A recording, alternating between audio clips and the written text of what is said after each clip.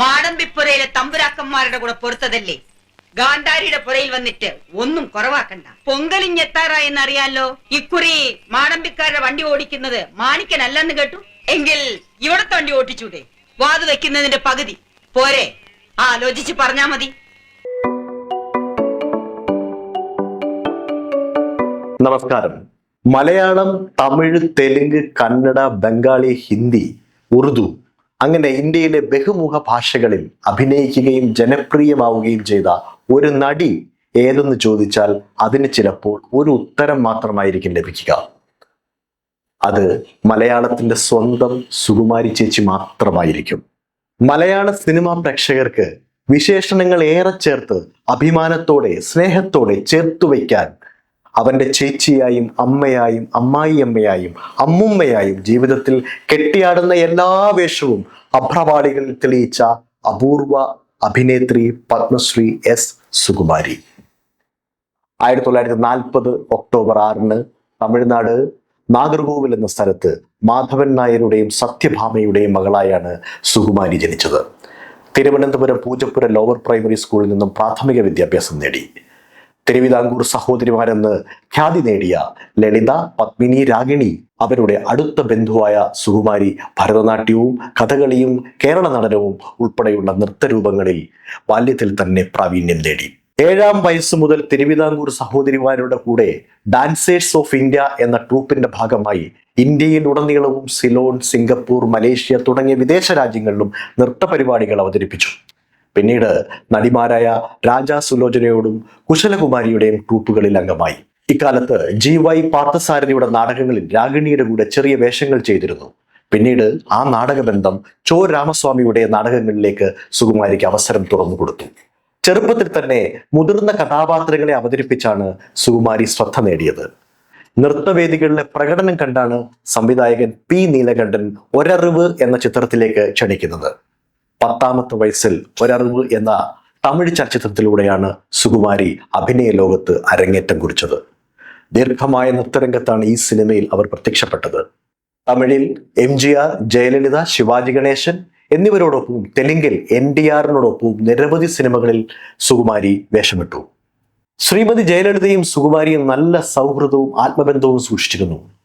പട്ടിക്കാട പട്ടണമ എന്ന ഹിറ്റ് സിനിമയിലാണ് ആദ്യമായി ജയലളിതയും സുകുമാരിയും ഒന്നിച്ചഭിനയിച്ചത്.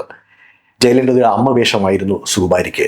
പിന്നീട് 6-7 ചിത്രങ്ങളിൽ കൂടി ഇരുവരും അമ്മയും മകളുമായി അഭിനയിച്ചു. 1957 6 ഭാഷകളിൽ പുറത്തിറങ്ങിയ തസ്കര വീരനിലാണ് സുകുമാരി ആദ്യമായി ശ്രദ്ധേയമായ കഥാപാത്രത്തെ അവതരിപ്പിച്ചത്. ഇതേ വർഷം തന്നെ മലയാള സിനിമയായ കൂടപ്പിറപ്പിലും അഭിനയിച്ചു. ആദ്യകാല ബ്ലാക്ക് ആൻഡ് വൈറ്റ് ചിത്രങ്ങളിലും പിന്നീട് പുതിയ ചിത്രങ്ങളായ ചേട്ടത്തി, കുസൃതിക്കുട്ടൻ, കുഞ്ഞാലി മരക്കാർ, തച്ചോളിയോദേരൻ, യക്ഷി, കരിനിഴൽ എന്നിവയിലും അഭിനയം ശ്രദ്ധേയമായി. പിൽക്കാലത്ത് പ്രിയദർശന്റെ ചിത്രങ്ങളിൽ ഹാസ്യവേഷങ്ങളും ചെയ്ത് വളരെ പ്രശസ്തയായി. പൂച്ചയ്ക്കൊരു മൂക്കുത്തി, ഓടരുതമാവ ആളറിയാം, ബോയിങ്, വന്ദനം തുടങ്ങിയ ചിത്രങ്ങളിലെ അഭിനയവും വളരെ മികവുറ്റതായിരുന്നു.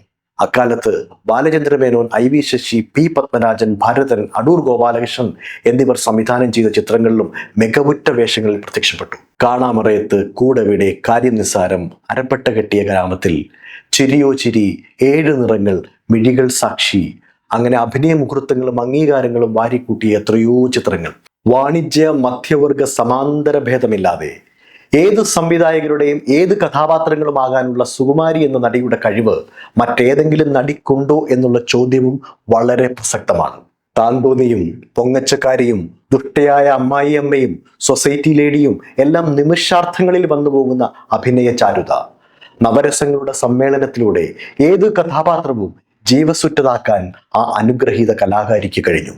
പ്രശസ്ത മലയാളം, തമിഴ്, ഹിന്ദി ചലച്ചിത്ര സംവിധായകനും തിരക്കഥാകൃത്തും ചിത്ര സംയോജകനും നിർമ്മാതാവുമായിരുന്ന A. ഭീം സിംഗ് ആയിരുന്നു സുകുമാരിയുടെ ഭർത്താവ്. 1978 ജനുവരി 16 അവരുടെ ഭർത്താവ് മരിച്ചു. 30ാം വയസ്സിൽ ഭർത്താവിനെ നഷ്ടപ്പെട്ട അഭിനേത്രി ഏക മകന് വേണ്ടി വീണ്ടും അഭിനയ രംഗത്ത് സജീവമാവുകയായിരുന്നു. വിവിധ ഭാഷകളിലായി ഏകദേശം 2500ഓളം സിനിമകളിൽ അഭിനയിച്ചു. ചലച്ചിത്രങ്ങൾ കൂടാതെ നാടകങ്ങളിലും ടെലിവിഷൻ സീരിയലുകളിലും അഭിനയിച്ചിരുന്നു.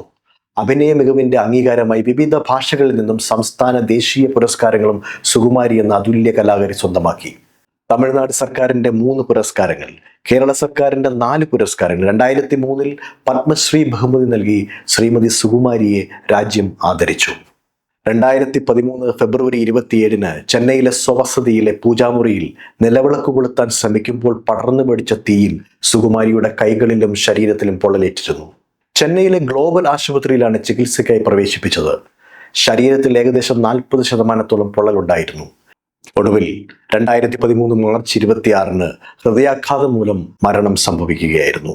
നൃത്ത, സംഗീത, നാട്യകലകളിലെല്ലാം സാമർഥ്യം തെളിയിച്ച ആ മഹത് കലാകാരി തിരശ്ശീലയിൽ അവശേഷിപ്പിച്ച വേഷപ്പകർച്ചകൾ മാത്രം ബാക്കിയാക്കി ഈ ലോകത്തോട് എന്നേക്കുമായി വിട പറഞ്ഞു.